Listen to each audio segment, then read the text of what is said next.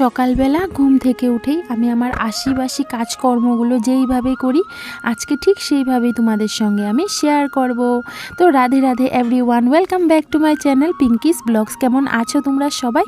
আশা করি তোমরা সবাই ভীষণ ভালো আছো। তো ঘুম থেকে উঠেই প্রথমত কিন্তু আমি ঠাকুর প্রণাম করে নিলাম, তারপর সূর্য দেবতাকে প্রণাম করলাম, তারপর গিয়ে তুলসীর গোড়ায় প্রণাম করে নিলাম। আর এখন দেখো এই তো দরজার গোড়ায় আর কি জল দিয়ে দিচ্ছি, আর তার সঙ্গে সঙ্গে ঘরগুলোর মধ্যেও একটু জল ছিটিয়ে দিচ্ছি। জল যদি ভালো মতো ছিটা না দিই না তাহলে দেখা যায় অনেক ধুলা উড়ে আর কি।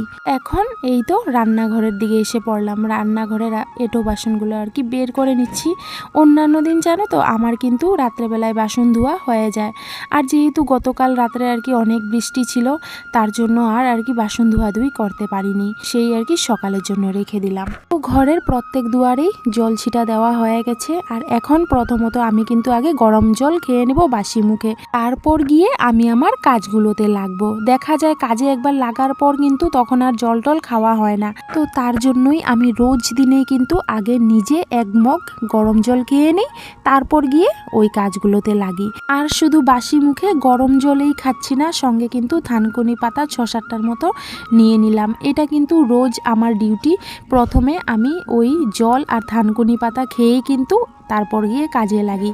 আর এখন এমনিতেই যে দিনকাল ঘরে ঘরে প্রচুর পরিমাণে বেমার আজার, আর বিশেষ করে গ্যাসের প্রবলেম, এই গ্যাসের প্রবলেমটা কিন্তু অতিরিক্ত।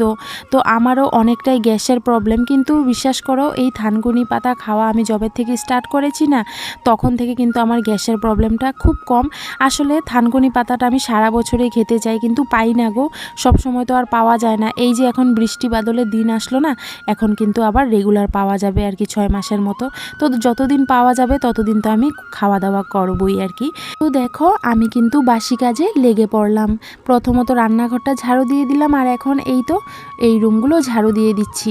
আর রাত্রেবেলা বৃষ্টি হওয়াতে না যখন ঘুম থেকে উঠেছিলাম তখন মানে প্রচুর পরিমাণে ঠান্ডা লাগছিল, আর এখন যেহেতু হুড়স্থুল করে কাজ করছি এখন যেন আবারও গরম লাগছে, তাই আর কি ওই হাউস কোটটা খুলে নিলাম।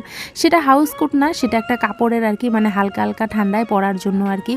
তো আর এখন তো বিশেষ করে গরম দিনেই বলতে পারো এখন আর সেটারও প্রয়োজন নেই, তবে রেখেছি বাইরে আর কি, যখন একটু ঠান্ডা ঠান্ডা লাগবে তখন আর কি পরবো। একটা কথা কি জানো, বাড়িঘর ছোট হোক চাই বড়, সবার বাড়িতে কিন্তু কাজবাজ একই থাকে। হ্যাঁ, কারোর হয়তো উঠোনটা অনেকটাই বড় থাকে, কারোর অনেকটাই ছোট, যেমন ধরো আমার, কিন্তু হলেও দিতে তো হয় ঠিক না। তো কাজ তো একই রকম বলতে পারো, রান্না বাড়া খাওয়া দাওয়া বাসন ধোয়া এইগুলোই তো কাজ রোজ ঠিক না।